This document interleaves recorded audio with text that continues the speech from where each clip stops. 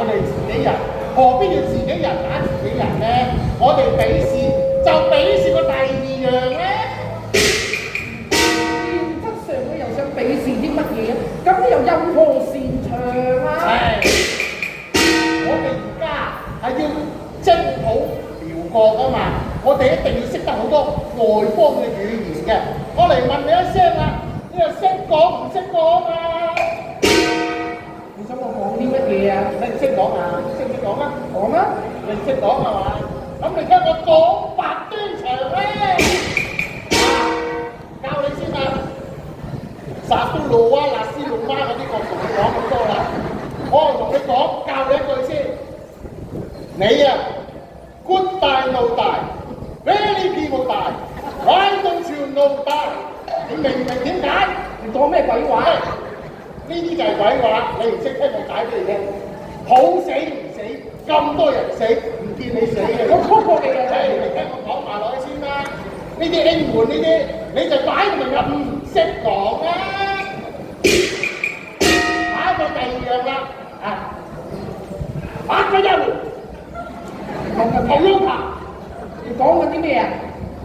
咩事咩事？繼續啊！識講啊，sushi，繼續啊！沙西米，講啊！識啊，即係你咁佢咪擺唔識講啦。我講嘅呢啲都係日本用語，係出自東海扶桑啊嘛。講咁多你都唔識講，你講翻啲你識講我又唔識講嘅，咁咪俾你做先鋒咯。我唔會將你抵擋嘅。如此看來咧，都係招廷貴比較合適喎。但未知元帥你有何嘅主張？我恐怕招廷貴佢好酒貪杯，倘若佢飲醉咧，就牛精路望㗎啦。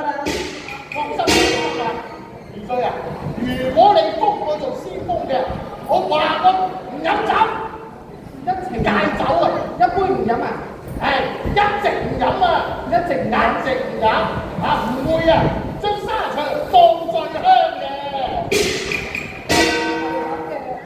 招兄家佢啊，赤膽忠肝，不現身嘅為先鋒之職，比乎理想。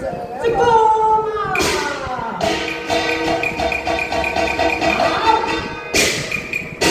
既然是主上義節，有似招廷貴廷嚟。我封你為先鋒，為是如今你好酒貪杯嘅話，我要你